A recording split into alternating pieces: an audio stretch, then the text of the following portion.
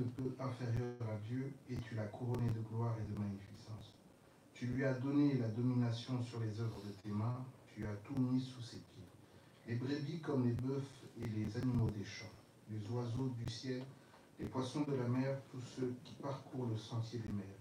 Éternel notre Seigneur, que ton nom est magnifique sur toute la terre. Et voilà.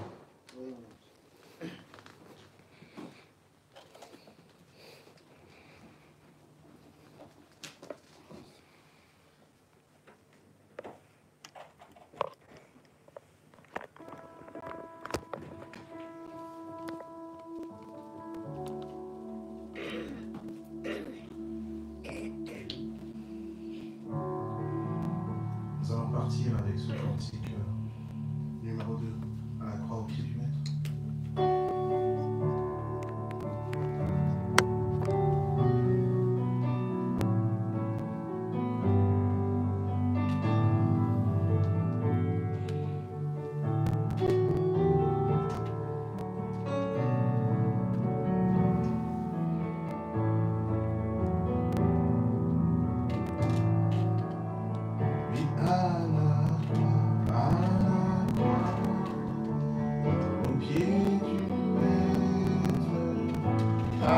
Genoux, j'ai fait mon choix, son disciple, je veux être tout près de lui par la foi. Brebis de sa bergerie, une mot de sa main sur les monts, dans les prairies. Oui, mon bonheur est divin. À la croix, au pied du maître, à genoux, j'ai fait mon choix. Son disciple, je veux être tout près de lui par la foi. Depuis lors, au choix splendide, la joie demeure dans mon cœur. Adieu mes soucis perfides, par Jésus je suis vainqueur. Adieu vaine convoitise du monde qui me tenta. J'ai trouvé la paix promise dans le sang de Golgotha. À la croix, au pied du maître, à genoux, j'ai fait mon choix. Son disciple, je veux être tout près de lui par la foi. Bientôt ma tâche accomplie, j'entrerai tout droit au port où m'attend douce patrie, le grand vainqueur de la mort. Là je chanterai ta gloire, ô toi qui m'as tant aimé, et dont l'œuvre expiatoire pour tout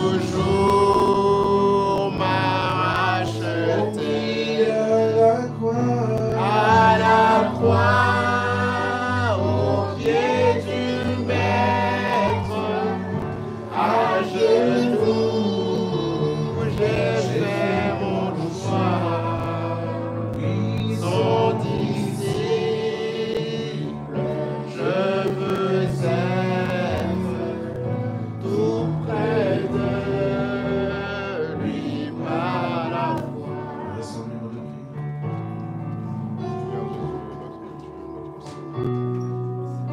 Seigneur, merci.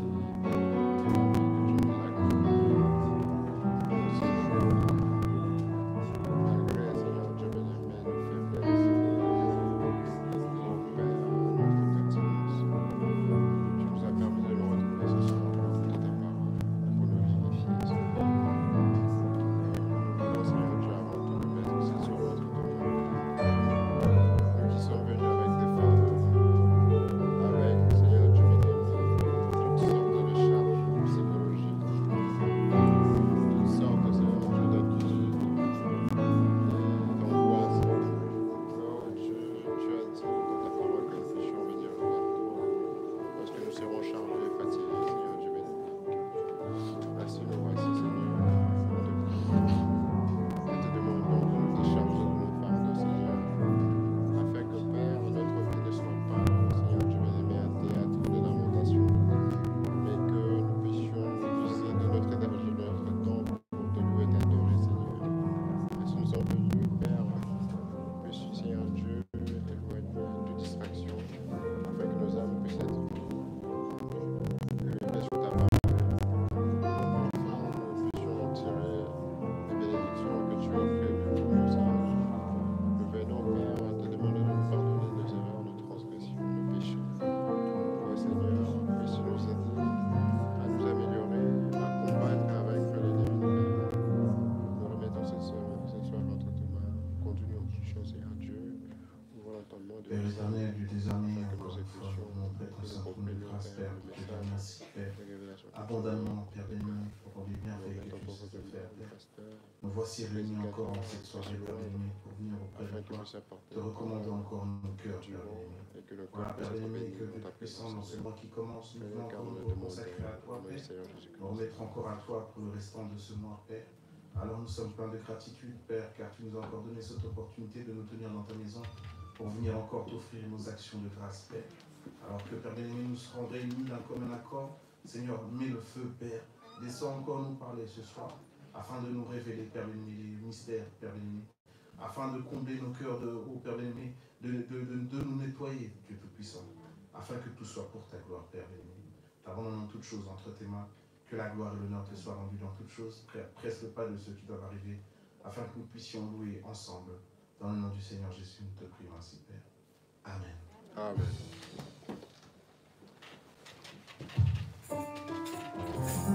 Bien, nous allons prendre maintenant le chant. Prenons à l'ouest le soleil se couche.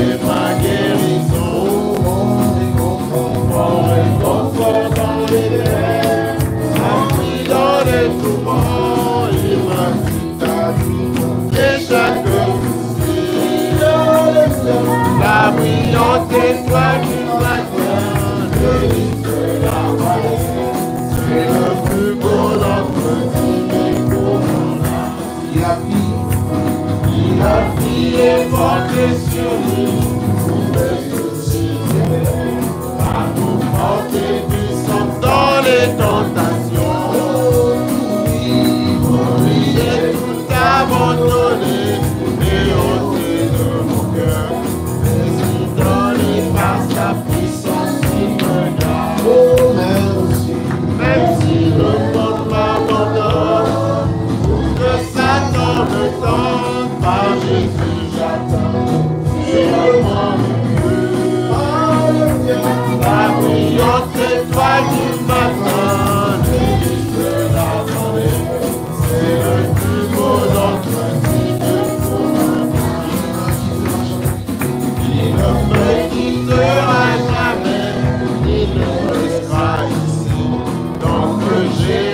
toi et fais ta volonté. Un mur de feu autour de moi. Alors ma femme est se nourrit de ça. Oh, alors amis dans la gloire, pour voir ta face bénie à jamais. La brillante étoile du matin,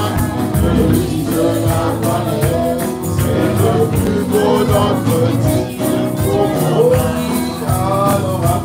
Alors amis dans la gloire, pour voir ta face bénie à jamais. La brillante étoile du matin, c'est le plus beau d'entretien. Oh oui, un beau matin, Quand tout sera fini, je m'envolerai à la maison où habite la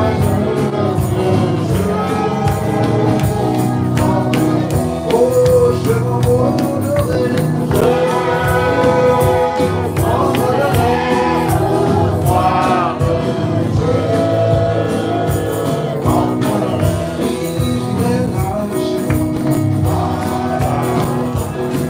Alléluia, tout à l'heure, je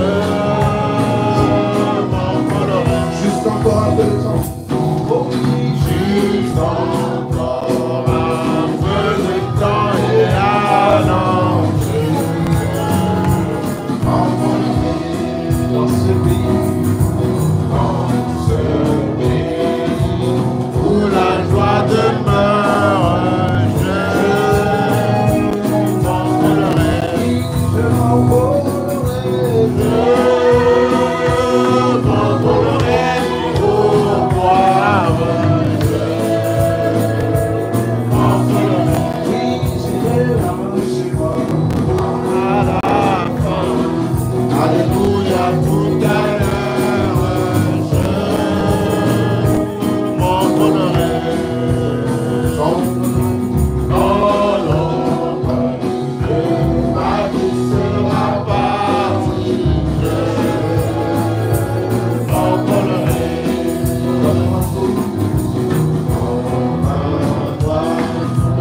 Libéré de prison, je m'envolerai. Oh oui, je m'envolerai, Je m'envolerai au soir, je m'envolerai. j'irai là chez moi. Alléluia, tout à l'heure, je m'envolerai.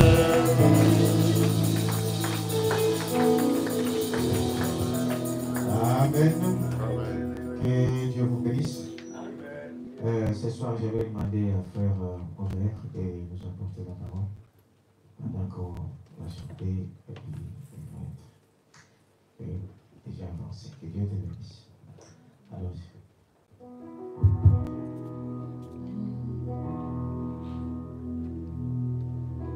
Est-ce qu'on peut projeter OK l'amour?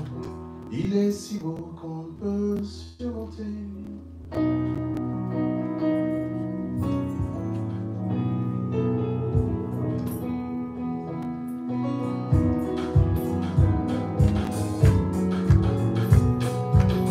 Oh oui, amour de Dieu, amour de Dieu, alléluia. C'est si merveilleux, l'amour de Dieu. C'est si merveilleux, l'amour de Dieu. Alléluia. C'est si merveilleux, oh, quel amour. Oh oui, comment il est Si on peut surmonter, il est si bas. On peut renverser, il est si bas.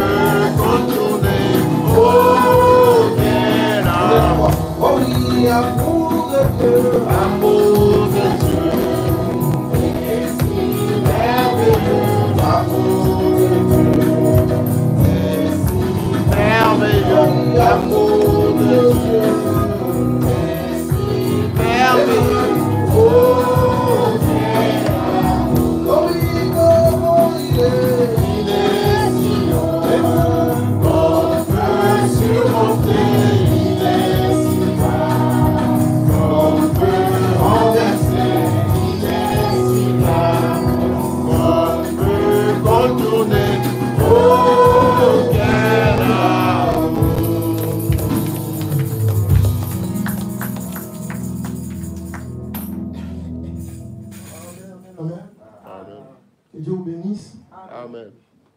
Vous vous portez bien, j'espère.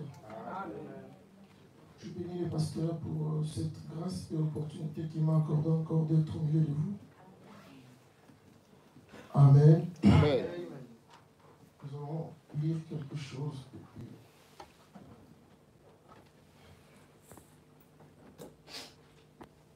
On va prendre dans le livre d'Exode, chapitre 6.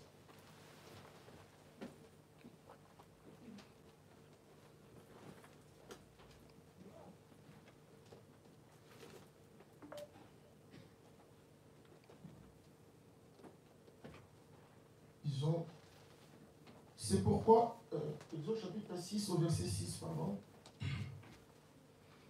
La Bible dit, c'est pourquoi dis aux enfants d'Israël, je suis l'Éternel, je vous affranchirai des travaux dont vous a chargé les Égyptiens. Amen.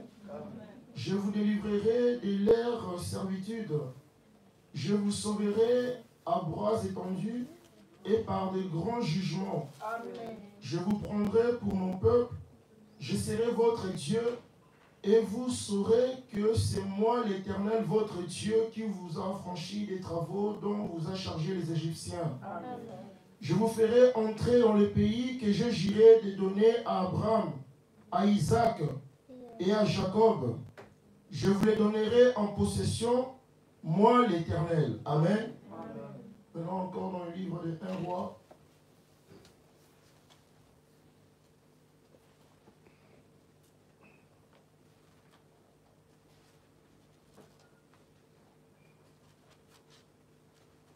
Dans le livre des 1 roi, au chapitre 18, au verset 17.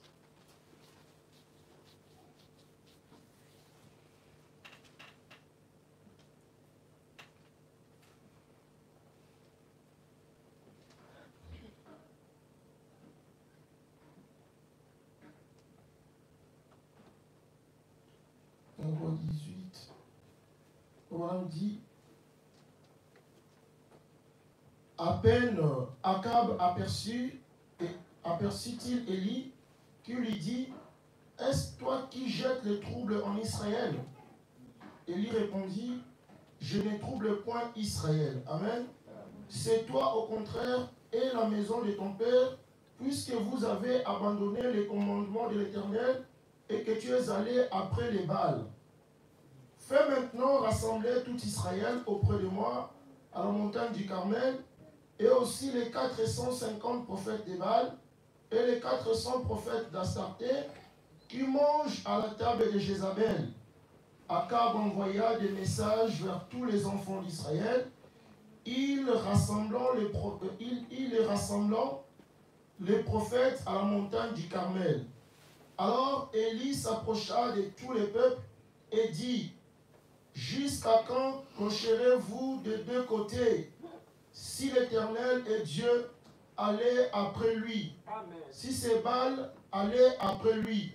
Le peuple ne lui répondit rien. Amen. Amen. Je demanderai au pasteur de prier pour nous bénir. Dieu notre Père Céleste, merci pour la lecture de ta parole. Et nous nous soumettons sur ta parole au Père ce soir encore, afin que tu puisses nous parler. C'est pourquoi, Père, nous te prions que tu puisses oindre ton serviteur par qui tu vas nous parler, et oindre également ceux qui vont l'écouter, afin que ta parole se manifeste en tout temps, au nom de Jésus. Nous te demandons ici. Amen. Merci, pasteur, pour la prière. Dieu vous bénisse. Je demande de vous asseoir. Dans cette écriture, nous avons lu Frère Branham prêcher une prédication, il a intitulé « Le faire sortir de l'histoire ». Amen. Amen. Faire sortir Dieu de l'histoire, parce que notre Dieu est un Dieu réel. Vous le croyez comme ça? Amen. À un moment, il a fait des choses, et des choses là sont restées dans les annales. Amen. Et quand on en parle aujourd'hui, on en parle comme si c'était une histoire, n'est-ce pas? Mais un frère Branham dit qu'il est le même hier, aujourd'hui et éternellement. Amen. Alors s'il a fait des choses dans le passé, il doit encore le faire maintenant. Amen. Et c'est nous qui devons pousser ces dieux-là de sortir dans cet état-là, comme nous le disons. Amen. Amen. Donc c'est-à-dire le faire sortir de l'histoire et de ramener ces dieux-là dans la réalité. Amen. Amen. Parce qu'il est un Dieu réel, n'est-ce pas? Amen. Je voudrais d'abord lire quelque chose ici. Dans la prédication, l'âge de l'église d'Éphèse. Prêché le 5 décembre 1960. Ce n'est pas... c'est une prédication. Hein. L'âge de l'église d'Éphèse. Si tu peux nous aider, j'utilise la version de la voix de Dieu. Je suis au paragraphe 122. Écoutez ce que Frère Branham dit là-bas.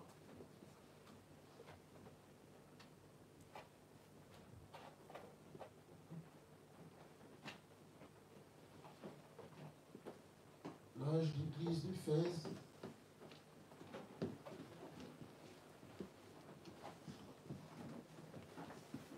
L'église d'Éphèse, sur le paragraphe 122, je sais que Frère Branham dit.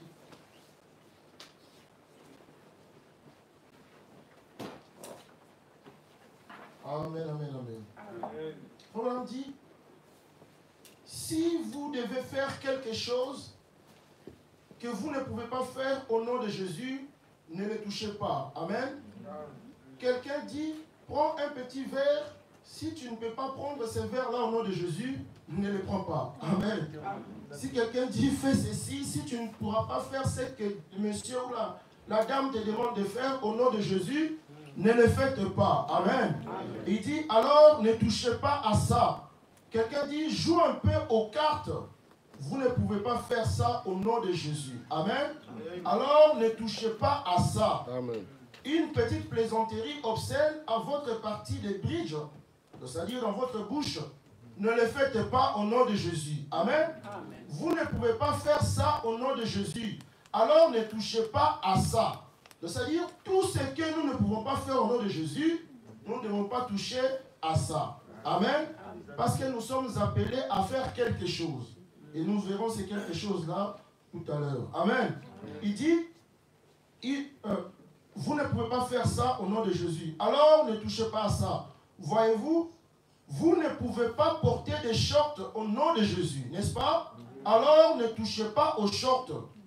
Je pourrais continuer et à nommer des choses, toutes les choses que nous ne pouvons pas faire au nom de Jésus. Alors nous ne devons pas le faire. Mais il y a quand même aussi des choses que nous devons faire au nom de Jésus, n'est-ce pas? Amen. La Bible dit, si nous devons prier au nom de qui? De Jésus. De Jésus. Si nous devons pardonner, c'est au nom de qui? De Jésus. Parce que c'est lui, et c'est à lui qu'on avait donné tout ce pouvoir-là, n'est-ce pas? Et il dit, très bien, vous ne pouvez pas faire ça. Ce que vous ne pouvez pas faire en son nom, ne touchez pas à ça. Amen. En effet, il a dit, quoi que vous fassiez en parole et en œuvre, faites tout au nom du Seigneur Jésus-Christ. Amen. Amen. Ça, c'est ce que la Bible nous recommande. Et le prophète insiste aussi par rapport à ça. Alors, nous aussi, étant des enfants de Dieu, nous connaissons que ici, c'est la maison de Dieu. Et nous voulons faire toutes choses au nom de qui? De Jésus. Amen. Au nom du Seigneur Jésus-Christ.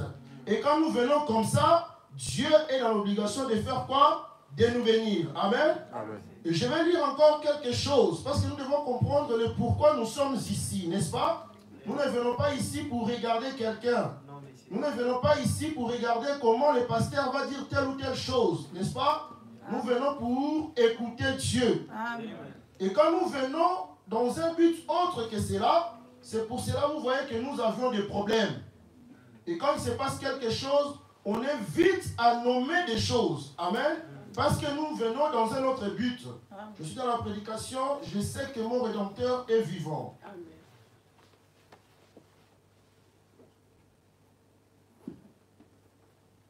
Je sais que mon Rédempteur est vivant. C'est prêché ici dans le jour de l'anniversaire de Frère Branham. Et 6 avril 1958.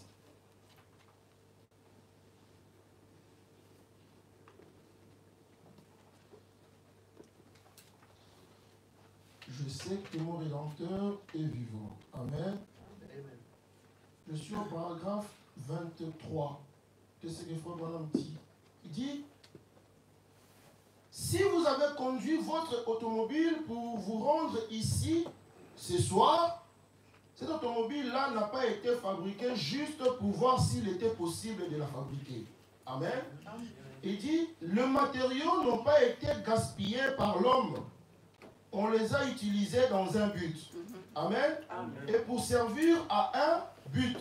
Amen. Amen. Les vêtements que vous portez n'ont pas été confectionnés juste pour voir si quelqu'un pouvait confectionner cela, comme notre maman fait, n'est-ce pas?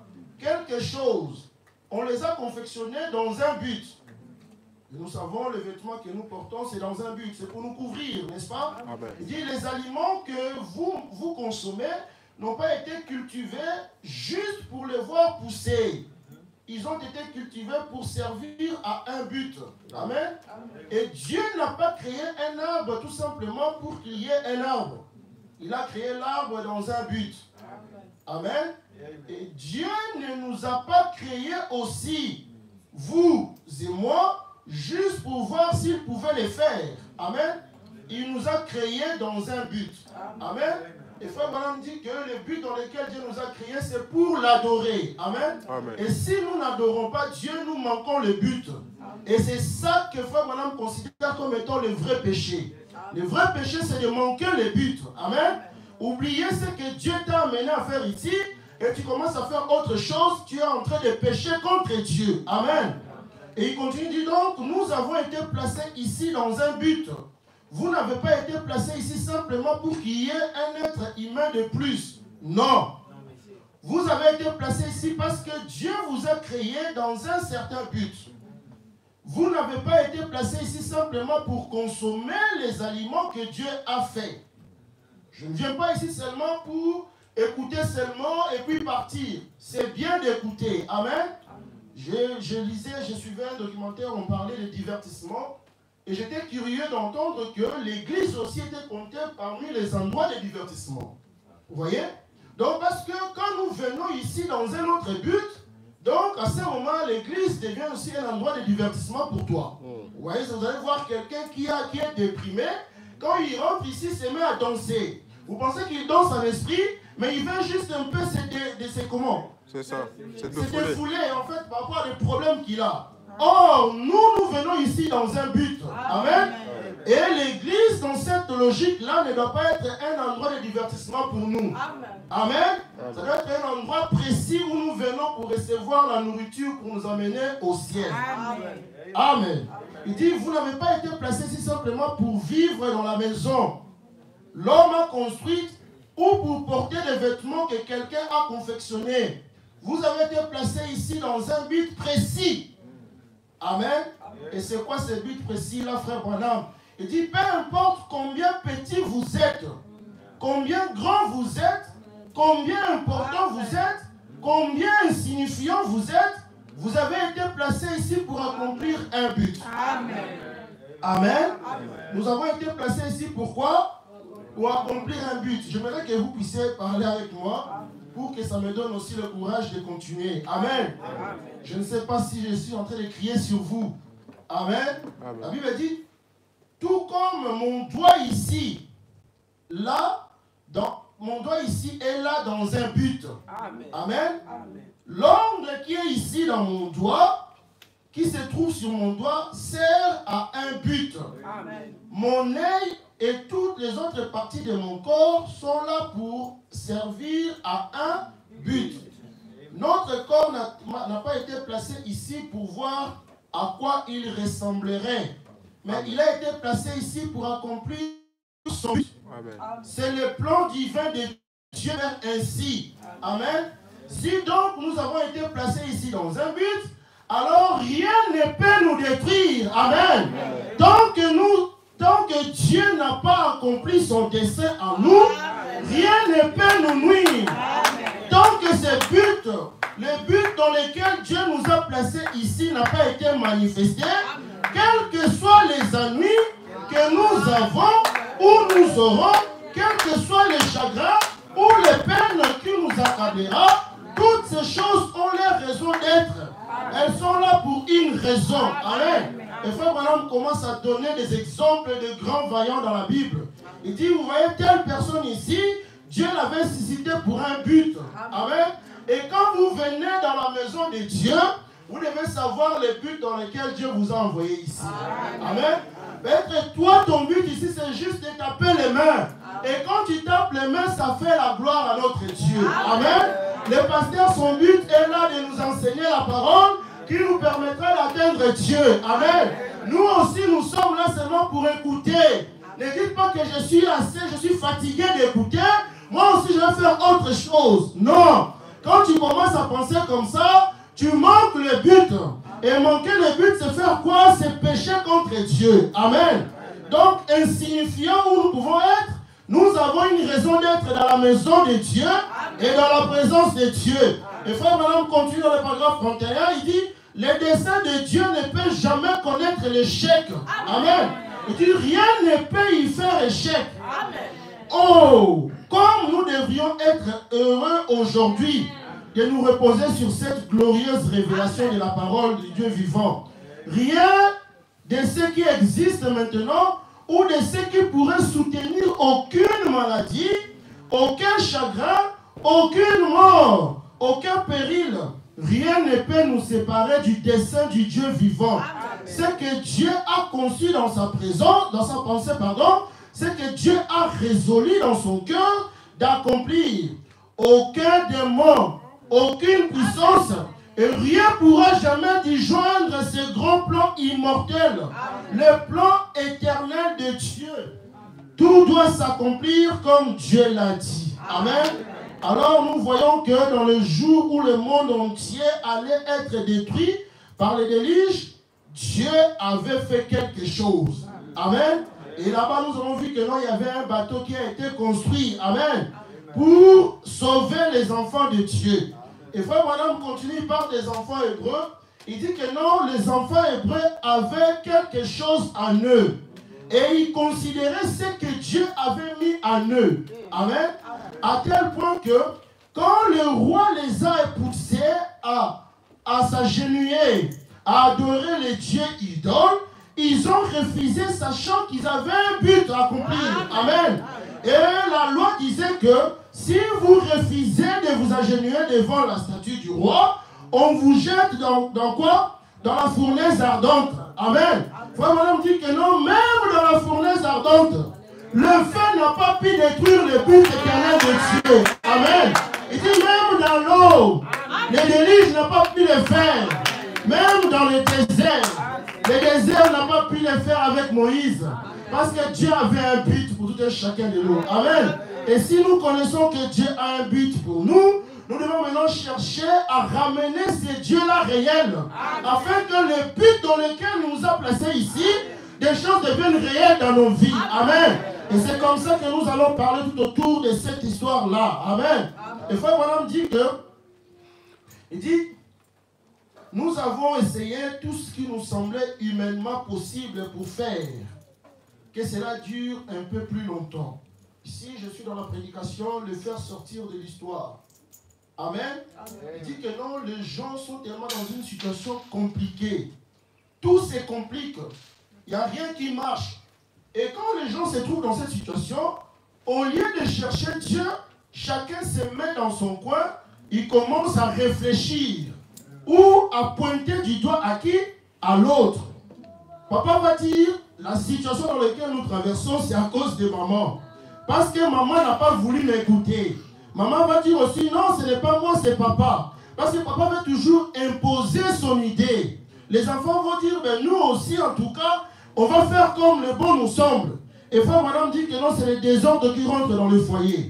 Et qu'il n'y a aucune personne qui peut prendre une décision de se retirer un peu dans le coin et dire, qu'est-ce que nous devons faire ici? Amen. C'est ça. Il dit, essayez la démocratie. Ça ne marche pas. Non. Dans les pays dans lesquels nous vivons, les gens ont essayé avec la démocratie, rien ne marche, n'est-ce pas? Il dit ça ne marche pas. Et on a essayé. Ils ont essayé les dictateurs. Ça ne marche toujours pas. Je parlais avec des amis congolais qui me disaient que nous, dans notre pays, il nous faudrait vraiment un président dictateur. Plus que Kabila. Parce que Kabila, quand tu faisais quelque chose, on t'étalait là, on te fouettait même jusqu'aux dents. Vous voyez? Et on appelait ça Fimwangoubou. Vous voyez? On te fouettait tout ça. Et on fouettait les gens par rapport au nombre de ces années sur la terre. Donc, c'est-à-dire, si tu as 20 ans, on te donne 20 fouets. Si tu as 30 ans, on te donne 30 fouets. Et il y a d'autres personnes, quand ils se trouvaient dans cette situation, et on lui posait la question, au lieu de dire qu'il avait 30 ans, il disait que j'ai 5 ans. Parce qu'il a peur d'être frappé, n'est-ce pas? Et toutes ces choses-là, les gens ont essayé, rien ne marche. Amen. Il dit, dans chacun des cas, on dirait que ça se dégrade un peu plus. Chaque fois, nous sommes maintenant à un moment crucial où tout peut arriver. Amen. Dans 5 minutes, tout peut se terminer. Tous les pays pourraient être réduits en poussière. Amen. Et si nous en sommes là, où devrait en être l'Église? Amen. Amen. Si les pays se trouvent dans cette situation, si les familles se trouvent dans cette situation, et où se trouve l'Église? Amen. Et Frère Branham dit que non, remarquez, il faut qu'il y ait quelqu'un. Quelqu'un qui doit se retirer et commencer à interroger les Écritures et voir ce qu'il peut faire pour ramener les enfants de Dieu dans quelque chose de réel. Amen. C'est pour cela que nous disons le mercredi ici que notre prière doit atteindre notre niveau. On doit quitter le niveau personnel, égoïste. Nous devons commencer à projeter notre prière, penser aussi aux autres. Où tu es là dans ta maison, tu penses à un frère. Tu dis, ce frère ici, la situation qu'il traverse, mais il faut qu'il y ait un Dieu réel pour lui, qui doit le sortir de cette situation et qu'il commence à témoigner Dieu entre moi. Amen. Et c'est ça ce que nous devons faire. Et il dit aussi va la vie de la famille. La vie de la famille est en crise. Amen. Je suis au paragraphe 22. La vie de la famille est en crise. On dirait que la vie familiale se trouve maintenant dans les eaux peu profondes. Il dit autrefois dans le foyer, le père, le chef de la famille, s'asseyait le matin et parlait à sa famille. Et ça, ensemble, on prenait la bonne vieille Bible de la famille, on la lisait un peu. Tous se rassemblaient autour de la table et priaient. On ne voit plus ça. Amen. Et à la fin de la journée, après que maman avait fait la vaisselle, tous se rassemblaient alors à l'intérieur pour lire un peu plus de la Bible et prier avant d'aller au lit. Ces choses ici, Frère Branham dit, ça n'existe plus. C'est devenu de l'histoire aujourd'hui, n'est-ce pas? Quand nous on grandissait, notre maman prenait la Bible, nous lisait. Vous voyez? Et ça fait rigoler les gens et tout ça. Vous voyez? Moi je me rappelle toujours quand on était enfant, vous savez, avec les séries de prières de... Il y avait d'abord les prières de Radio Sangomalamu, qui avaient commencé à organiser des prières comme ça. Et il y avait aussi Cité Bethel. Quand ils ont commencé, ils ont créé leur chaîne La Sentinelle. Ils avaient organisé des prières de 21h ou 22h comme ça. Et nous, vraiment, on priait comme ça avec les parents. Et c'est devenu, c'était comme une loi. Si tu ne pries pas, tu ne manges pas. Si tu ne pries pas, tu ne vas même pas dormir. Donc tu vas rester debout et tout ça, les autres vont aller dormir, toi tu restes debout. Parce que tu devais prier. On ne comprenait pas l'importance de cela, mais on priait. On priait seulement comme ça. Parce que papa avait demandé qu'on fasse quoi? Qu'on prie. Vous voyez? Mais il faut que nous puissions arriver à un certain moment où la prière ne sera pas une corvée. Ça doit être quelque chose qui viendra de toi-même. Amen. Le frère Branham dit que non, personne t'apprendra à prier. Et la vraie meilleure façon d'apprendre à prier, je dis toujours, c'est de faire quoi? C'est de prier. Commence seulement à prier. Et le mot viendra. Par rapport à la situation que tu traverses, Dieu te donnera des choses à dire à Dieu. Comme le pasteur nous a dit ici, n'est-ce pas? Il dit, c'était vraiment rare de voir la délinquance juvénile à cette époque-là. Tous les garçons allaient travailler dans le champ. Aujourd'hui, on ne peut pas en parler parce que il n'y a pas vraiment de champ aujourd'hui. Chacun a son champ. Vous voyez? Chacun a son champ et chacun a des affaires à faire. Et les gens ne s'occupent plus de ces choses-là. Papa sort de son côté, maman également aussi de son côté. Les enfants aussi partent dans leur côté. Et on se retrouve juste le soir où les enfants rentrent, ils prennent quelque chose à manger, ils montent pour aller dormir. Et le lendemain, c'est dans une routine comme ça, vous voyez? Et les gens sont toujours dans cette histoire-là. Et il n'y a personne qui interroge Dieu. Et quand des fractions ou des choses difficiles vont arriver dans la famille, vous allez voir, chacun va se mettre aussi dans son coin, n'est-ce pas? Parce que c'est l'attitude que nous avions adoptée. Il dit, Et la vie des familles est tant négligée que la Bible est mise au rencard, pardon. C'est au point qu'on serait obligé de fouiller pendant 1 heure pour en trouver une. Je me rappelle, le pasteur parlait ici, il est allé dans une famille où il voulait qu'on lui donne une Bible pour consacrer la maison. Et on était en train de chercher la Bible. En fait, on ne cherchait pas parce qu'il n'y en avait pas, n'est-ce pas? Même pas la Bible dans une maison. Et aujourd'hui, les gens disent que non, nous avons des Bibles dans nos téléphones. Je ne dis pas que c'est mauvais. Ayez tout ce que vous avez. Mais la Bible papier reste quelque chose d'authentique. À tel point, Frère Branham disait même à sa femme, parce qu'il avait un problème avec des feuilles de sa Bible, il disait, quand je vais mourir, enterrez-moi avec ma Bible. Pourquoi il insistait à tel point qu'on puisse l'enterrer avec sa Bible? Et pourtant, sa femme lui avait acheté une nouvelle Bible. Parce qu'il y avait tellement de l'importance. Amen. Parce que ici, je peux lire et souligner. Mais dans mon téléphone, je ne le saurais pas. Et aujourd'hui, d'ailleurs, quand tu ouvres seulement comme ça, il y a des publicités obscènes qui apparaissent. Ça te donne même le dégoût de rester à lire. Ayons la Bible papier. Amen. Et Dieu nous bénira. Parce que ça, c'est qui a commencé à faire de grandes choses. Alors nous ne pouvons pas changer cela. Amen. Ce n'est pas aujourd'hui que le téléphone qui va commencer à remplacer. Non. Le diable est très rusé. Faisons très attention. Amen. Il a dit, il y a autre chose que je voudrais mentionner. C'est une autre chose qui est en train de disparaître aujourd'hui. Amen. La vie des familles disparaît. La vie dans le pays, ça disparaît. Et même dans l'église, c'est normal. Parce que ce n'est pas à lui que tu dois aller confier les choses. Amen. Dieu a fait quelque chose dans un but précis. Il dit que non, confessez tous vos péchés devant qui? L'Éternel, votre Dieu, n'est-ce pas? Et c'est lui qui nous bénira, qui nous sauvera. Amen. Et si tu as quelque chose qui te dérange, tu veux réparer quelque chose, Dieu a mis aussi quelque chose à sa disposition. Il te mettra un serviteur de Dieu qui t'aidera afin que tu puisses réparer la chose. Amen. Parce qu'il y a des démarches à faire dans la repentance. Nous avons d'abord le regret sincère de la chose, nous avions la confession, et nous avions la réparation, et nous pouvons aller encore plus loin même sur la restitution. Amen. Et toutes ces choses-là, Dieu a mis un cheminement pour arriver jusque-là. Amen. Il dit, il y a autre chose que je voudrais mentionner, c'est une chose qui est en train de disparaître. Il n'y a plus d'amitié. On dirait qu'il n'existe plus d'amis comme auparavant. Et les amis que nous avons ne sont plus des amis fidèles comme auparavant. Je me souviens qu'autrefois, quand quelqu'un tombait malade dans le voisinage, tout le monde venait l'assister dans ses travaux. Et on lui donnait un coup de main pour tout ce qui pouvait être fait. Amen. Parfois, on passait toute la nuit avec lui. Comme je l'ai souvent dit, c'est vrai, on ne sait même pas que le voisin est mort. Jusqu'à ce qu'on le découvre dans le journal L'Amitié. Amen. Dit papa a une clé. C'est ce que je disais tout à l'heure. Et il continue au paragraphe 30, il dit, prenons la vie de l'église. C'est là que tout a commencé. Amen. Il n'y a plus de vie dans l'église. Aujourd'hui, les gens prennent l'église presque comme une idole, comme un mat tamique.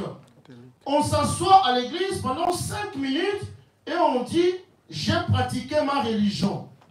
On donne sa petite contribution ou que sais-je encore pour payer les pasteurs. Si ça ne suffit pas, on organise un petit souper pour compléter le tout et donner au pasteur. Et s'il n'est pas satisfait, il s'en va. Qui s'en va? Non, pas les pasteurs. C'est le brebis qui vient à l'église, il donne l'argent. En fait, il substitue ce qu'il fait à l'église par rapport à ce qu'il donne. Donc, comme je donne mon offrande, je paye ma dîme, le pasteur doit faire ma volonté. Et si le pasteur dit quelque chose qui est contraire à sa volonté, qu'est-ce qu'il fait? Il part. Vous voyez? C'est ça ce qui se passe aujourd'hui. Il part, il commence à dire, il organise un petit souper, il dit, et s'il n'est pas satisfait, il se va. On lui donnera un meilleur salaire. On dirait que ce n'est plus par un appel divin qu'on devient pasteur. On dirait que Satan a devenir un simple gagne-pain pour les pasteurs. Que là où on lui offre le plus d'argent, c'est là qu'il va Ça ne devrait pas être comme ça. Il faudrait qu'un homme soit appelé de Dieu pour une communauté. S'il faut qu'il reste là, comme Élie au sommet de la montagne, près du torrent de Kérit, et qu'attendre que les corbeaux le nourrissent, il devrait y rester jusqu'à ce que sa mission divine se termine. Peu importe qu'il gagne un sou ou pas, l'appel de Dieu devait passer en premier. Amen. Mais vous devez savoir que ce n'est pas seulement les pasteurs qui étaient appelés. Nous aussi, nous avions été appelés. Nous avons parlé d'Abraham ici, n'est-ce pas? Nous avons vu que non, Dieu l'a vu de nulle part. Et il l'a appelé. De la même manière qu'il a fait pour Abraham, c'est de la même manière qu'il a fait aussi pour nous. Amen. Ne faisons pas retomber la charge à une personne.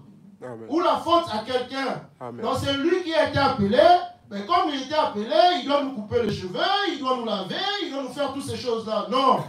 Nous sommes là dans un but. Amen. Et nous devons savoir ce que Dieu nous a appelés pour faire ici. Amen. Il dit, mais on dirait que c'est devenu l'appel pour de l'argent. Et l'Église, à son tour, a jeté l'éponge. Tout ça arrive au bout. Regardez là, suivre son cours. Il dit, bon, je n'ai pas encore 50 ans, mais je me souviens quand j'allais à l'église baptiste. Et dans des églises méthodistes, ils avaient des réveils à l'ancienne mode. Ça, c'est de l'histoire, n'est-ce pas? Donc, quand les choses ne vont plus, les Français disent toujours, lorsque l'avenir devient illusoire et le futur devient incertain, on commence à se réjouir du passé. Nous, quand on était, mon père vraiment, ma mère quand il était, nous quand on a commencé, vous voyez, ça se voit déjà que l'avenir, il n'y a rien qui promet. Amen. Et tout est devenu tellement sombre. Et on commence à se rappeler des choses. Et c'est comme ça que les vieilles démons que nous avions abandonnés, en fait, ressurgissent. Parce que c'est nous qui les appelons. Vous voyez, quand on commence à se rappeler, vous savez, quand on était. Mais tu oublies que c'est Dieu qui t'a déplacé dans cet endroit-là, qui t'a amené ici. Pourvu que tu puisses ramener, c'est Dieu que tu es en train de parler, qui avait fait autrefois, qui devienne réel. Amen. Qu'il sort en fait de l'histoire, qui devienne réel aussi pour toi. Amen. Parce qu'il attend seulement qu'il arrive à ce moment-là. Pourvu qu'il y ait quelqu'un qui doit l'appeler pour qu'il sorte de l'histoire et qu'il devienne réel. Amen. Et dit, on ne voit plus ça nulle part. Autrefois, on avait des réunions de prière à l'ancienne mode. Lors des réveils, s'il y avait un pécheur dans le quartier, garçon ou fille, ces vieilles mamans et ces vieux papas priaient si fort que leur prière provoquait une prise de conscience chez le jeune. Amen. Vous voyez la profondeur même de la chose. Parce que les gens se portaient les fardeaux l'un pour l'autre. S'ils voyaient que le jeune garçon ou les jeunes filles se mécomportaient, ils se mettaient à l'écart, ils priaient. Amen. C'est pas qu'ils se concertaient, non. Chacun de son côté. Mais aujourd'hui, nous ne le faisons plus. Amen. Vous allez voir, les gens vont se mettre là, ils vont commencer à faire quoi? À critiquer. Vous voyez la fille de telle soeur, vous voyez les garçons de tel frère. Lui, vraiment, son père parlait beaucoup. Ça, c'est vraiment des choses. C'est à cause de ce que son père faisait aux autres. Vous voyez? Au lieu de se mettre quelque part et commencer à prier, tu ne sais même pas que la vie qu'il mène peut aussi influencer ton enfant. Parce que ton enfant aussi est jeune. Là où il se croise, toi tu n'es pas là. Vous voyez? Des choses qui se disent, tu n'es pas là. Alors ça devait être un souci pour nous tous de voir que nos enfants puissent être conduits selon la parole de Dieu. Amen. Il dit, ces vieilles mamans et ces vieux papas priaient si fort que leur prière provoquait une prise de quoi? De conscience. Amen. Mais on ne voit plus ça. On dirait que c'est dans des eaux peu profondes. Vous voyez? Si on veut chercher de bonnes choses, souvent des pêcheurs disent toujours il faut aller dans la profondeur. C'est dans la profondeur qu'on va trouver de gros poissons, n'est-ce pas? Si nous voulons avoir quelque chose de Dieu, ben il faut aller aussi profond avec Dieu. Amen. Sortir des prières de 2 minutes et commencer à aller même dans les prières de 50 minutes. Amen. Et vous allez sentir qu'à un moment, vous allez vous retrouver, vous allez prier 2 heures sans pour autant vous rendre compte. Amen. Et c'est comme ça que ça se fait, n'est-ce pas? Et nous allons commencer à nous entraîner comme ça. Et frère Madame dit, qu'est-ce qui s'est donc passé? Et qu'est-ce que vous allez faire à ce sujet? Cela fait qu'accomplir la parole du Dieu vivant. Cela indique deux choses. L'une, c'est la fin du temps, et l'autre, c'est la venue du Seigneur Jésus-Christ. Amen. Quand nous voyons toutes ces choses-là, il n'y a que deux choses. Soit c'est la venue du Seigneur Jésus-Christ, soit c'est quoi? C'est la fin du temps. Mais si seulement nous pouvons comprendre cela. Amen. Au lieu de se mettre là, commencer à discuter avec les gens inutilement, je vous déconseille. Par la grâce de Dieu, ne le faites plus. Amen. Vous voyez, aujourd'hui, n'est-ce pas? La parole de Dieu que nous écoutons, c'est une sémence, n'est-ce pas? Et quand la sémence rentre en nous, peu importe la nature de cette sémence-là, parce que nous sommes une terre, considérée comme une terre.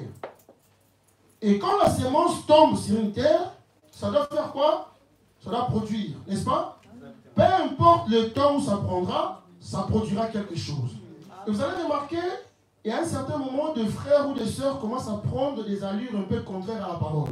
Il y a un certain moment aussi, je vous dis, ne vous inquiétez pas beaucoup sur ça. C'est le résultat de ce qu'ils ont mangé. Vous voyez? Parce que la sémence doit toujours faire quoi? Produire. Si c'est la sémence de Dieu, ça produira la vie de qui? De Dieu. Et la vie de Dieu exige que les enfants de Dieu se mettent comment? Ensemble. Mais si vous voyez que l'autre commence à se retirer, c'est-à-dire qu'il y a quelque chose qui ne va pas. Vous voyez? Interrogez-vous tout simplement. Est-ce qu'il a mangé quelque chose de bien ou il a mangé quelque chose de mauvais? Vous voyez? S'il a mangé quelque chose de bien, gloire à Dieu. Dieu le verra. Amen. Mais s'il a mangé quelque chose de mauvais, c'est une requête pour nous. Amen. Allez maintenant prier pour les frères ou la sœur. Amen. Il dit, il n'y a pas plus longtemps, 39, j'ai entendu un ministre de cette ville faire remarquer cela. Il a dit, le matin de Pâques, je souhaitais joyeux Noël à tous mes fidèles. Il a dit, je ne le verrai pas avant Noël. Vous voyez? Ou la prochaine Pâques. Donc je le souhaite déjà joyeux Noël à l'avance. Amen. Alors que nous sommes là, à voir ces choses se dérouler, tout mortel, autant que nous sommes, nous savons que quelque chose doit arriver. Amen. Dans le moment dans lequel nous vivons ici, la période dans laquelle nous sommes, nous devons savoir que, peu importe le moment, quelque chose doit faire quoi? Doit arriver. Ça ne peut tout simplement pas continuer comme ça. Où nous allons toujours être là, parler toujours des dieux de l'histoire, raconter des histoires. Dieu avait fait ceci. Dieu avait donné ceci. Dieu avait fait ceci. Il faut que vous ayez un moment, un garçon et une fille courageuse qui va vous dire, mais maman, papa, c'est vrai, il avait donné à vous. Mais nous voulons qu'il nous donne aussi. Parce que regarde la situation dans laquelle nous nous trouvons. Amen. Nous y arriverons. Il dit, personne ne trouve le moyen de s'arrêter pendant 5 minutes. 41, n'est-ce pas? Pendant 5 minutes. Pourtant, dans les rues, ça se bouscule, ça court, on est pressé, on crée des embouteillages. Cet après-midi,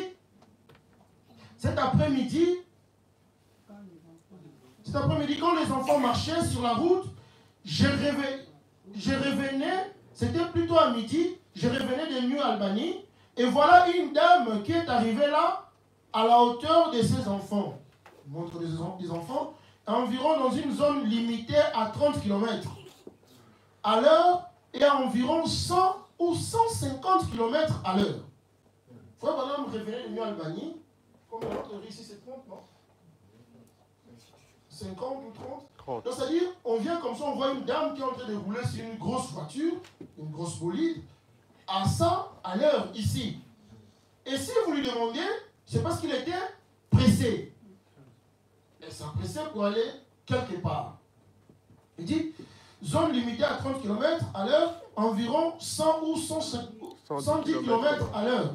Elle roulait aussi vite que possible. Où allait-elle? Quelques minutes après, j'ai demandé à la personne qui était avec moi, qu'est-ce que vous en pensez? 2 autres voitures sont passées à vite allure, comme des bolides, à hauteur de 100 de ces enfants. Là, sur la petite rue où nous habitons, le matin, c'est comme une piste de course. Les gens doivent se dépêcher de rentrer chez eux pour faire la vaisselle ou écouter qui? Arthur Godfrey. Arthur Godfrey. Vous voyez? Je ne sais pas moi si c'était un acteur de film, je ne sais pas quoi, ou une émission, que les gens se pressent pour aller regarder ça. Et aujourd'hui, les gens se pressent pour aller regarder quoi? Nollywood. Et il n'y a pas seulement Nollywood, il y a encore l'autre là aussi de l'Afrique. Là, c'est quoi? Novelas. Non, il y a encore autre. Celui qu'on montre le film du Nigeria. Là. C'est ça, non? Nollywood, non? Nollywood. Où les gens se pressent pour aller regarder ça. Aller regarder le film du Nigeria et voir toutes ces choses-là. Vous voyez? Pitié pour nous. Il dit quelque chose comme ça. Où allez-vous? Qu'est-ce qui ne va pas? Ce qui cause tous ces dérèglements, c'est que les hommes et les femmes sont devenus des amoureux de qui? Du monde actuel. Amen. La chose la plus importante devait être de rentrer à la maison pour lire la Bible et prier le temps de prier. Ces choses-là, on ne les voit plus. Et Frère dit que non, je pense à la mère de John Wesley, Suzanne. Elle était mère de 17 enfants. Amen. Elle trouvait les moyens de passer du temps en prière. Je pense que c'était soit 2 ou 3 heures par jour. Vous voyez? Elle travaillait à temps plein dans la maison. Vous voyez? Parce qu'elle s'occupait de 17 enfants. Mais elle avait quand même le temps de prier. 2 ou 3 heures de temps de prier.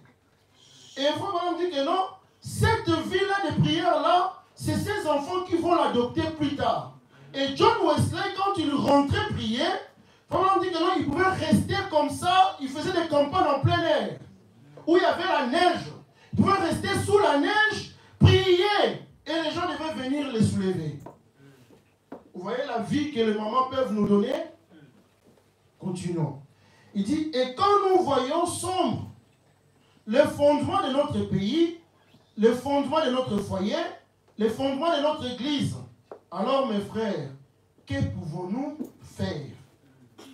Est-ce que nous pouvons avoir même pas 5 minutes, réfléchir un peu?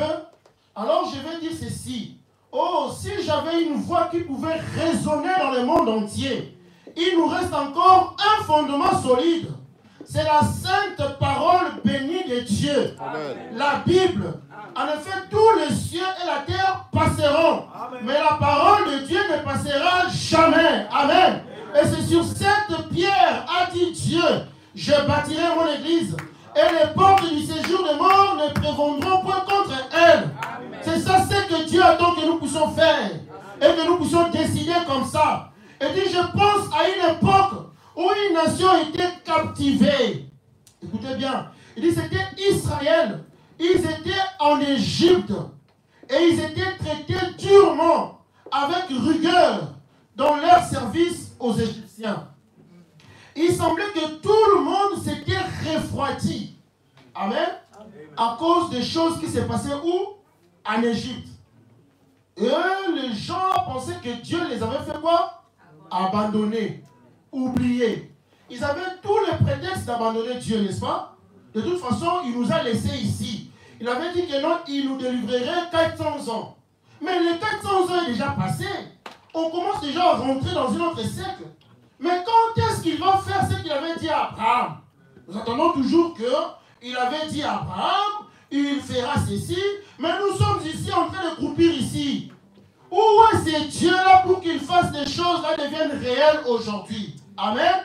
Et frère Abraham continue. Vous êtes là? Amen. Vous êtes là? Amen. Et nous n'avons plus de 50, 70 ans que quelque chose. Il parle des États-Unis. Il dit, pendant ce temps-là, les enfants d'Israël sont restés 400 ans, où ça? En Égypte, n'est-ce pas? Il dit, les États-Unis n'ont même pas fait autant d'années qu'Israël. Mais remarquez déjà comment les États-Unis s'est comportés à ces moments-là. Mais il y avait un homme, 46, amen. Mais il y avait un homme et une femme qui semblaient avoir foi en Dieu de l'histoire. qui avait parlé à qui? À Abraham. Amen. En temps de crise, il croyait qu'il pouvait l'invoquer et il répondrait. Amen. Amen. C'est Amram et Jochebed, la femme d'Amram, la mère et le père de Moïse. Et comme je prêchais ici, il y a quelque temps, j'ai un peu illustré comment Amram rentrait chez lui le soir. Et il disait à Jochebed, je suis très fatigué. Amen. Très fatigué des histoires du monde. Très fatigué des factures. Très fatigué des problèmes familiaux. Très fatigué des histoires qui se passent à l'église. Fatigué à la maison. Marc, je suis fatigué. Parce qu'à l'église, là-bas, il y a la pression. Je suis fatigué. Le pasteur dit qu'il est fatigué. Nous disons si nous sommes fatigués. Tout le monde est fatigué. Amen. Et écoutez maintenant ce que Frère Branham dit. Vous êtes là? Il dit, Jochebed, je suis très fatigué. Il avait sur le dos les marques fraîches des coups de fouet. De qui? Du chef de corvée. Du corvée des Égyptiens. Continue Karen. Fatigué tellement, il dit, et peut-être qu'elle était là à nettoyer patiemment ces endroits en plaie. Vous voyez? C'est sa femme qui l'a nettoyé. Couché comme ça, position ventrale, et sa femme nettoyait les plaies. Il disait, mais chérie, tu ne peux pas arrêter. Il dit, non, je ne peux pas. Amen. Fatigué, n'est-ce pas? Ces endroits en pleurs. Elle disait, oh, Amram, n'a-t-il rien qu'on puisse faire? Je peux l'entendre répondre, oh chérie, si tu avais été avec moi aujourd'hui, tu les aurais vus battre les jeunes garçons là, qui venaient de croire, qui venaient juste de croire, je l'avais baptisé hier. Mais il faut voir comment le diable les poussait tellement pour qu'ils puissent abandonner la parole. Amen. Il dit, essayez de tirer les charges, mais ils étaient sans cœur. Le diable est sans cœur, mes frères. Vous devez savoir ça, il est sans cœur. Quand il décide de faire quelque chose, il n'a pas de pitié. Il te détruira. Amen. Si tu es toujours distrait, il te détruira. S'il ne t'atteint pas, il viendra par les enfants. S'il ne passe pas par les enfants, il cherchera tous les voies et moyens pour t'atteindre. Parce que c'est ça son but. Amen. Mais comme toi, tu ne veux pas considérer ton but aussi, le diable va maintenant faire son but en toi. Amen. Et il dit, mais ils étaient sans cœur. Ils les ont traités comme des animaux. Ce sont nos jeunes Israélites. N'y a-t-il rien qu'on puisse faire? Ça, c'est la femme qui le demande. Il dit, c'est que je me demande maintenant. Je vois nos jeunes, ces adolescents, qui seront des hommes et des femmes de demain. Amen. Il y a des jeunes et des femmes de demain ici? Amen. On dit que non, des jeunes et des femmes de demain. Voici la responsabilité que Frère Branham nous donne. Il dit, nos adolescents aujourd'hui, ils ont les cheveux jusqu'au cou, n'est-ce pas? Les pantalons portés sous les hanches ici, taille basse, n'est-ce pas? Un pistolet accroché sur le côté. Aujourd'hui, leur pistolet, c'est quoi? C'est le téléphone, n'est-ce pas? Une cigarette au coin de la bouche. Qu'est-ce que cela va devenir? C'est encore l'esclavage sous le diable. En Égypte, c'était le fouet, mais nous, ici, c'est la mondanité. C'est des choses là que nous dénonçons ici tout le temps, que nous voyons faire nos jeunes. Et remarquez, ce n'est pas seulement les jeunes qui le font, même les vieux aussi le font. Ou les papas ou les mamans aussi commencent à le faire. Vous voyez? Parce que personne ne veut vieillir, ils veulent retourner à la manière dont ils vivaient avant. Des histoires. Et Amram, peut-être l'un des rares habitants du pays, amen, monter les marches d'un petit escalier, peu importe sa fatigue, là chaque soir, il invoquait le Dieu d'Abraham. Acclamez d'abord le Seigneur Jésus-Christ. Amen. Amram, malgré la fatigue, malgré les soucis, malgré les difficultés de l'église, il dit que non, je ne veux pas abandonner. Parce que Dieu m'avait appelé. Dieu m'avait donné un peuple que je dois m'occuper d'eux. Amen. Malgré les fatigues, il monte encore le manche des escaliers pour aller prier. Amen. Je vais monter à la montagne. C'est là où on rencontre qui? Dieu. Amen. Là où le Dieu visible devient réel. Je veux monter. Peut-être tu es là ce soir, tu as toujours entendu que tel avait prié et Dieu l'avait exaucé. Tel avait demandé, Dieu avait dit. Tel avait demandé de voir Dieu, il avait vu Dieu. Et quand est-ce que moi je veux voir Dieu? C'est Dieu-là qui t'a rencontré, qui était l'histoire pour toi, va devenir réel aussi pour toi. Amen. Écoutons ce que Frère Branham dit. Il dit, il montait les marches de l'escalier. Peu importe sa fatigue, chaque soir, il invoquait le Dieu d'Abraham. C'est Dieu qui, comme il avait appris, était venu à Abraham, était venu à Job, était venu à Isaac, était venu à Jacob. On peut lire ensemble? Allons-y. C'est où? Voilà, on y va ensemble. Là, chaque soir, il invoquait le Dieu d'Abraham. C'est Dieu comme il avait appris. Vous voyez? Il avait appris. Était venu à Abraham, était venu à Job, était venu à Isaac, était venu à Jacob. Ajoute maintenant le nom de la personne que tu veux. Était venu à Salem, était venu à moi, était venu à... Commencez à ajouter. Le Dieu était venu à toi, n'est-ce pas? De la détresse. Pendant les heures de quoi? De la détresse. Le Dieu était venu à telle personne. Amen. Amen. Et certainement, s'il avait été Dieu en leur jour, il sera Dieu en ces jours-là. Amen. Parce qu'il est le même Dieu, n'est-ce pas? Et s'il était Dieu au jour de Moïse, il est Dieu aujourd'hui. Il suffit tout simplement de le faire sortir de l'histoire. C'est marqué comme ça aussi. S'il était Dieu au jour de Moïse, il est Dieu aujourd'hui. Amen. S'il suffit de le faire sortir de l'histoire et de l'appeler sur la scène. Vous voyez? Donc ça dit, c'est nous qui tardons Dieu. Il faut que nous puissions rester là, dire que c'est bon. J'en ai assez avec les histoires. Mais maintenant, je veux que le Dieu de l'histoire sort de l'histoire et devient réel pour moi aussi. Amen. Parce que moi aussi, j'ai une histoire à raconter. Amen. Et ton histoire va être un témoignage. Parce que ça sera fait au temps présent. Amen. Et il dit, et je peux voir Amram ce soir-là, soir après soir. Peu importe combien il était fatigué, cela prouvait sa foi en ses dieux. Amen. Mais aujourd'hui, si les gens n'obtiennent pas tout ce qu'ils demandent, la première fois qu'ils prient, ils se disent qu'il est mort. C'est-à-dire, Dieu n'est plus vivant. Commence à faire comme nous avons dit ici, c'est-à-dire quoi? Partir de l'église. Vous voyez? Et Dieu est mort. Pourquoi il écoute les autres et moi il ne me répond pas? Il est seulement le Dieu des autres. Il est aussi ton Dieu. Amen. Il dit, ce qu'il nous fait aujourd'hui, c'est des hommes et des femmes. Ce qu'il nous faut aujourd'hui, c'est des hommes et des femmes nobles d'esprit. Amen.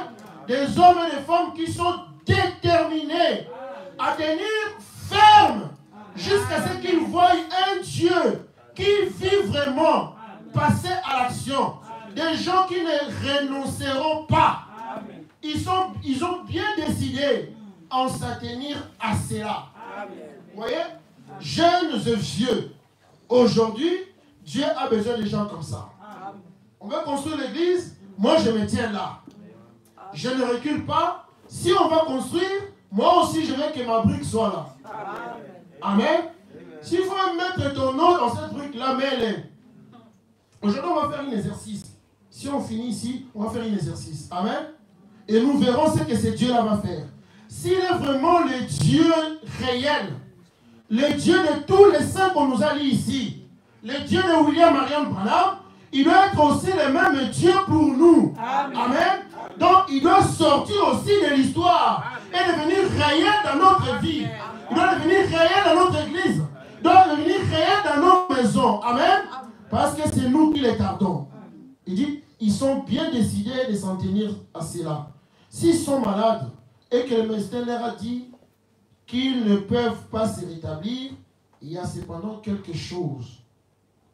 Et qu'il leur dit qu'ils vont se rétablir, tenez ferme. quoi qu'il arrive, avez-vous adhéré aux églises du monde dénominationnel après que vous avez épuisé toutes vos forces à aller d'un lieu à l'autre sans jamais trouver de soulagement? Il y a encore un Dieu qui répond à la prière. Vous ne lisez pas? Il y a encore un Dieu qui quoi? À la prière et qui sauve du péché. Amen. Amen. Il dit, et comme on peut le constater, Amram, malgré ses nuits pénibles, les dos qui saignaient, il montait de nouveau les marches. Amen. Parce qu'il savait qu'il y a encore un Dieu qui répond en quoi? À la prière. Amen. Amen. Amen. Prier jusqu'à 2 ou 3 heures du matin. On aurait dit qu'il parlait au vent. Parce qu'il n'y avait pas la réponse. Tant d'années, il priait. Non seulement il priait, mais il avait aussi des fouets. Vous voyez? Même s'il prie quand il rentre la journée, c'est les fouets qu'il attendait. Amen. Mais il continue à faire quoi? À prier. Les dénominationnels d'ailleurs disent que la prière ne pourrit jamais. Amen. Si les dénominationnels commencent à considérer cela, amen, et nous qui avions la parole de Dieu révélée, amen, comment allons-nous maintenant prier? Amen. Vous savez, Dieu est tellement merveilleux. J'étais à l'internat avec ma grande sœur Francine, dont certains connaissent ici. Nous sommes allés à l'internat. Pendant les vacances comme ça, bon, nous on venait de Kinshasa, il fallait aller soit chez notre grand-mère au village ou chez notre tante. Et nous sommes allés chez notre grand-mère. Et dans ce village-là, il y avait le chef coutumier de ce village-là qui s'appelait Congé. Et papa Congé là, il se mettait toujours donc, à la route comme ça. Vous voyez la grande route où les camions, les voitures passent. Parce que le village était, il y avait des maisons comme ça, et il y avait la route au milieu.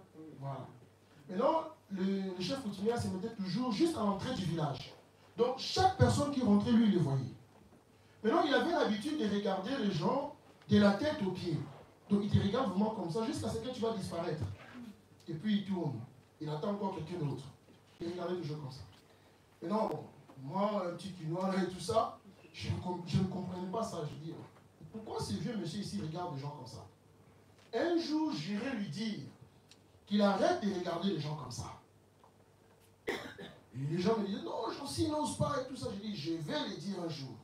Et un jour, on est rentré, notre grand-mère était au champ. Nous sommes allés puiser un peu d'eau à la rivière et tout ça. On est revenu avec Francine.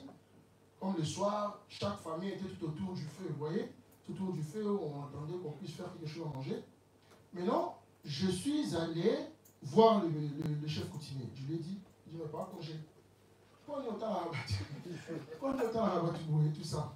Quand tu regardes de la tête aux pieds et tout ça, ça veut dire quoi? Vous voyez, le monsieur là était assis dans... Comment on appelle ça? Le chaise de jardin là. Oui, non, il est allé comme ça et tout ça. Avec sa canne et tous les accessoires, tout ça. Il dit, tiens, regarde-moi cet enfant.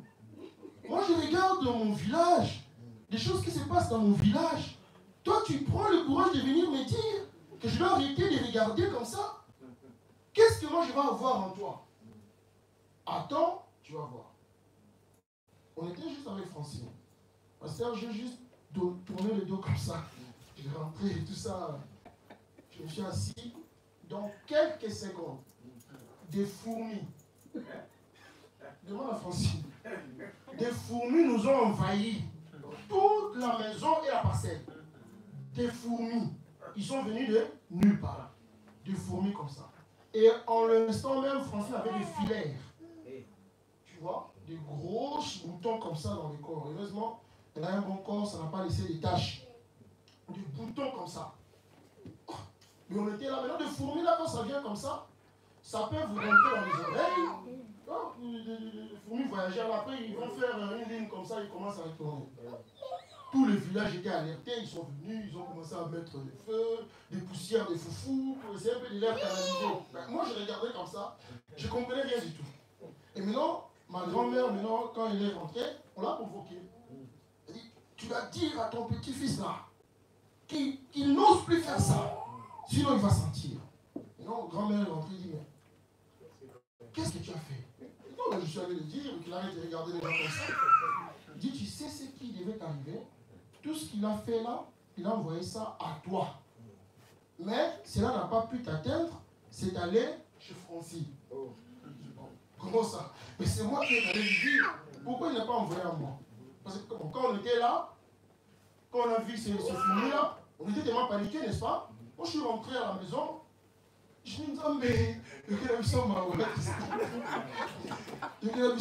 Parce que quand j'étais enfant, j'avais l'habitude, à chaque fois qu'il m'arrivait quelque chose, la première prière qui me venait à l'esprit, Seigneur, pardonne-moi. Je disais toujours comme ça, parce que nous avait toujours dit que non, si tu ne confesses pas tes péchés, tu meurs, tu vas à l'enfer. Et à chaque fois quand il m'arrivait quelque chose, je dis, Seigneur, pardonne-moi. Je suis rentré, je dis, Seigneur, pardonne-moi, et tout ça, et quand je suis sorti. Et maintenant, la prière que j'avais faite là, comme ça fait l'effet. Et j'ai compris ça plus tard. Je dis, à ce moment-là, je ne connaissais même pas encore Dieu. Mais Dieu me connaissait. Amen. Il me protégeait toujours. Amen. Et qu'en est-il d'aujourd'hui que je l'ai connu? Tu ne connaissais pas peut-être Dieu. Dieu était toujours là pour toi. Il gardait toujours ta marche. Il te préservait toujours sur les choses. Si seulement tu peux comprendre cela. Et aujourd'hui, tu l'as connu. Penses-tu qu'il va t'abandonner? Non. Notre Dieu est réel. Amen. 56, il dit, et nous voyons qu'Amram, soir après soir, il montait les marches et Jochebed s'approchait de lui et disait, Amram, mon chéri, tu as prié la nuit, toute la nuit. Pourquoi ne demandes-tu pas à certains des jeunes hommes où tu travailles de prier un peu aussi?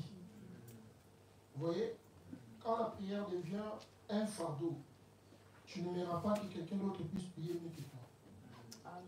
Amen. Amen.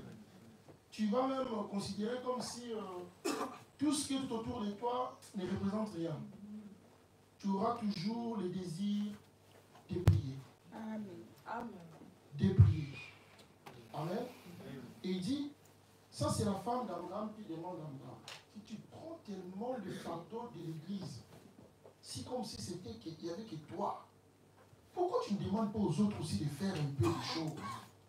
Amen. Là où tu travailles, demandez aussi aux autres de prier. Amen. Frère dit, eh bien chérie, s'ils ne le font pas, il faut que quelqu'un le fasse. Amen. Il faut que quelqu'un prie jusqu'à l'exaucement. Amen. Voilà les sentiments qui devraient animer chaque chrétien ce soir. Amen. Je ne pense pas que quelqu'un va le faire. Si quelqu'un est là, qui le fait, gloire à Dieu. La responsabilité de la prière dans une église, on ne peut pas seulement laisser ça au pasteur. Non. Ça doit être la responsabilité de nous tous. Amen. Nous tous. Nous connaissons le but dans lequel nous sommes là. Le pasteur connaît le but dans lequel Dieu l'a placé. Et nous travaillons comme ça, nous avançons. Amen.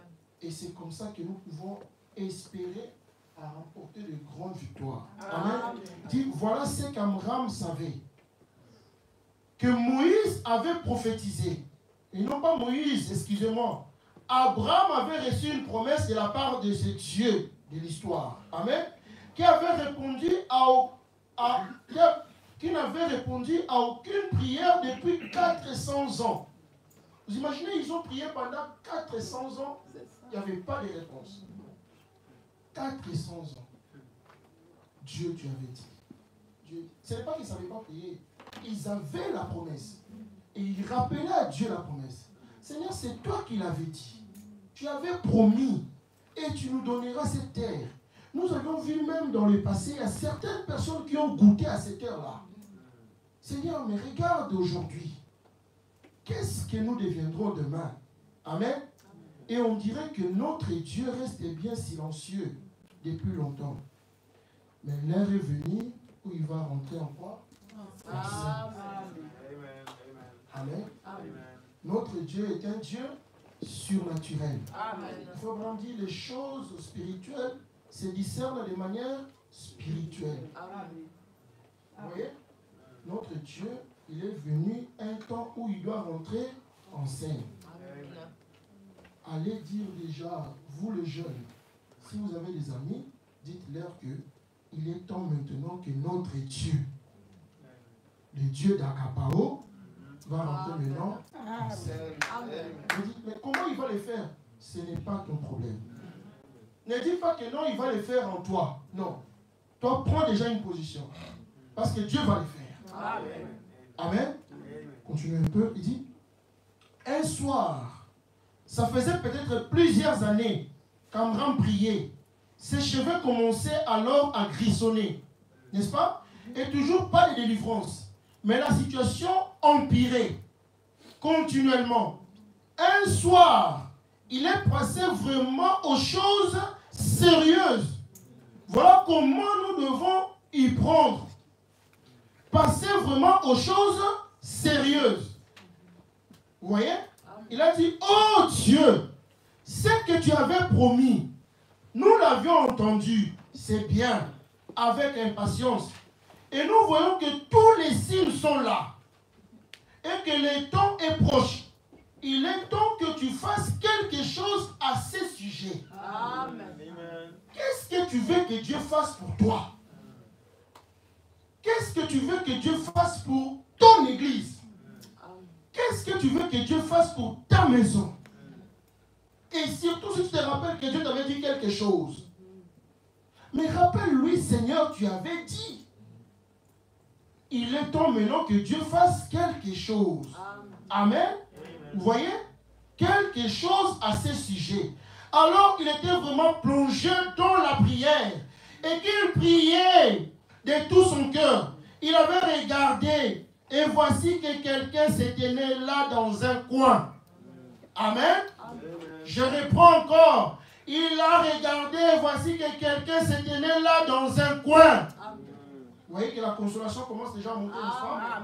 Il dit, dans un coin, il s'est frotté les yeux.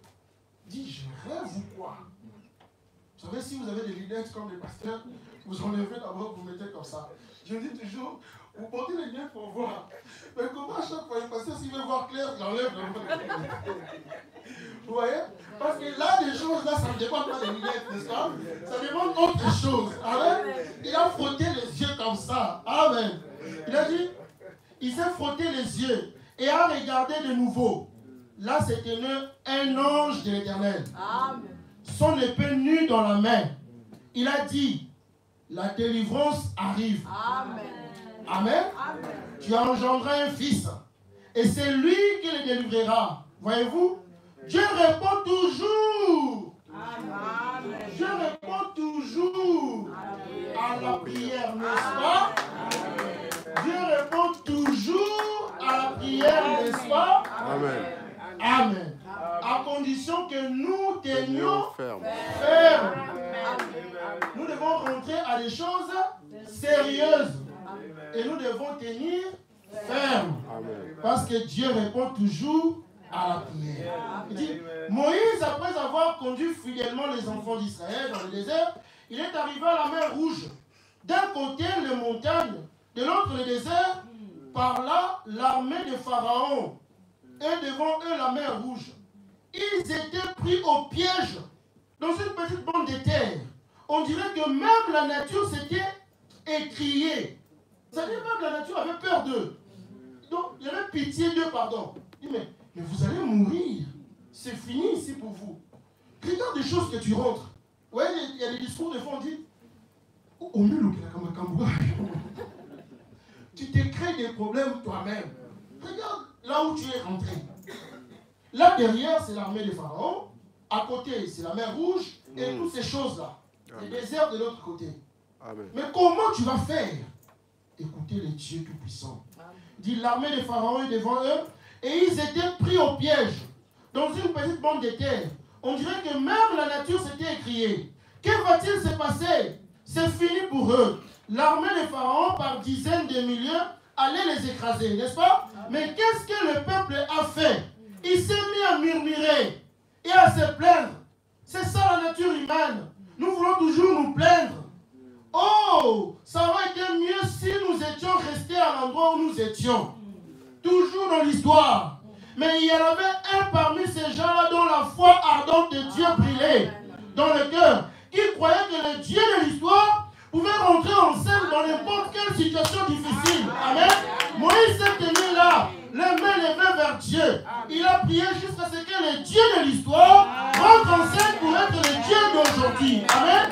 Il a ouvert la voie et Israël a traversé les eaux à pied sec. Amen. Oh, peu de temps après, Josué a conduit le même groupe ou leurs enfants au Jourdain. Et c'était au mois d'avril, au moment où tous les cours d'eau étaient en crue. Amen. L'inondation et tout ça. Tout bon chef militaire aurait choisi un autre moment pour les conduire. Dans les moments difficiles. Dieu travaille toujours dans les moments difficiles. Amen. Quand les autres essayent de partir, de fuir, tu dois savoir que Dieu travaille dans les moments difficiles. Amen. C'est à ce moment que Dieu va relever la tête de quelqu'un qui va sortir, il va commencer à faire des choses. Amen. Pourvu que cette personne-là soit soumise totalement à qui? À Dieu. Amen. Invoquer ce Dieu. Ce Dieu est descendu avec une grande puissance et est devenu le Dieu de la crise de l'heure. Vous voyez? La situation dans laquelle tu as. Tu peux invoquer le Dieu du ciel et il devient le Dieu de la situation du crise de l'air. La situation que tu traverses, le Dieu peut devenir le Dieu présent pour cette situation-là. Amen. Et il a ouvert le Jourdain et les a fait traverser. Quant au passage, nous avons lu ce soir ce qui a été l'objet de notre lecture. C'est beaucoup d'années plus tard qu'Élie avait vu la malédiction de cette nation, alors qu'il était sur la montagne. Car pendant des centaines d'années, aucune prière n'a été exaucée en Israël. Et Dieu va susciter un certain Amram. Amen. Un certain Amram pour les faire. Et aujourd'hui, Dieu te suscite toi. Les fardeaux de l'église, toi. Les problèmes de l'église, que tu en fasses ton fardeau. Amen. Que tu ne dormes plus comme disent les gens, je dors comme un bébé. On ne dort plus comme un bébé. Amen. Parce qu'ici, maintenant, nous rentrons dans des choses sérieuses. Amen. Ce n'est pas seulement pasteur qui va rentrer dans des choses sérieuses. Nous tous, nous rentrons dans des choses sérieuses. Amen. Enfants comme adultes, dans des choses sérieuses. Rappelez-vous de la démonologie, n'est-ce pas? Et vous pensez que le diable va rester là, croiser les bras en train de vous regarder. Vous êtes en train de passer, il vous regarde comme ça. Nous devons rentrer dans des choses sérieuses. Et le Dieu sérieux, avec un prophète sérieux, avec un message sérieux, et un pasteur sérieux, va faire des choses sérieuses pour nous. Amen.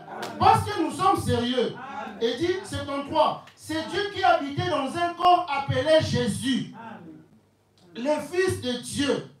Quand on l'appelait sur la scène, et qu'on l'avait fait sortir de l'histoire.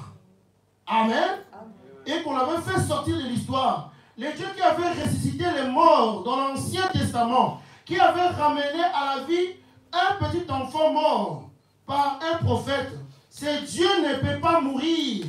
Il est Dieu pour l'éternité. Amen. Cet enfant était couché, allongé sur le lit. Et le jeune Jairus, qui savait que l'enfant de la Sunamite lui avait été rendu. Amen. Il a dit, c'est Dieu de l'histoire. Si jamais on pouvait l'appeler, Amen, et entrer en action, il est le même Dieu encore aujourd'hui. Amen. Et à force de songer, il avait entendu parler d'un homme qui prétendait avoir la puissance. C'était Jésus de Nazareth. C'est lui qu'il haïssait tous. Mais il l'a appelé sur la scène. Car c'était lui le plus proche représentant de Dieu. D'un Dieu. Du Dieu vivant. Amen. Pas de plusieurs dieux. Mais d'un seul Dieu. Amen. Il était le représentant d'un seul Dieu. Du Dieu vivant. Qu'il avait pu prouver ces jours-là. Et quand on l'a appelé sur la scène. Et qu'on a invoqué ce Dieu de l'histoire. il a agi de la même manière qu'il avait fait quand il avait parlé à Élie au sujet de cet enfant mort. Laissez-moi vous dire, encore aujourd'hui, mon frère, ma soeur, en ces temps de crise, peu importe la crise que tu as, alors que le cancer ronge le monde et qu'il y a toutes sortes de maladies, c'est même Dieu de l'histoire qui a purifié les lépreux, guérissé les malades, et ressuscité les morts, et le même Dieu aujourd'hui. Il attend impatiemment, il attend impatiemment que son peuple l'appelle à rentrer en scène. Amen. C'est lui qui a pardonné. Il attend seulement que tu l'appelles. Amen. Tu l'appelles. Amen, amen. Il attend cela. Et un jour, il y avait un homme dont le fils était atteint d'épilepsie. Il l'a amené à l'église et les disciples ont dansé. Ils n'ont pu rien faire. Ils ont crié à tue-tête autour de lui pendant un moment. Ils n'ont rien pu faire. Mais il y avait un Dieu de l'histoire qui vivait encore. Amen. Il était bien décidé à les trouver. Amen. Est-ce que nous pouvons chercher le Dieu de l'histoire encore ce soir? Amen. Amen. Chercher le Dieu de l'histoire et que ce Dieu-là devienne réel pour toi. Amen. Alors l'exercice que je voulais vous demander, si vous croyez que le Dieu-là de l'histoire peut sortir de l'histoire et rentrer en scène ce soir pour toi, et rentrer en scène aujourd'hui pour toi, prenez votre Bible. Si vous n'en avez pas, achetez une Bible. Écrivez tout ce que vous voulez. Écrivez cela, priez pour cela, mettez ça dans votre Bible. Amen. Vous devez témoigner au pasteur. Amen. Que Dieu vous bénisse. Amen. Nous avons encore une acclamation. Il faut faire sortir ce Dieu de l'histoire. Mais qui va le faire sortir? Voilà. Amen. Vous avez compris. C'est toi. Amen. N'attendez pas quelqu'un d'autre. Toi. Que, en tout cas, dans ma vie, je veux que ce Dieu-là que j'entends, je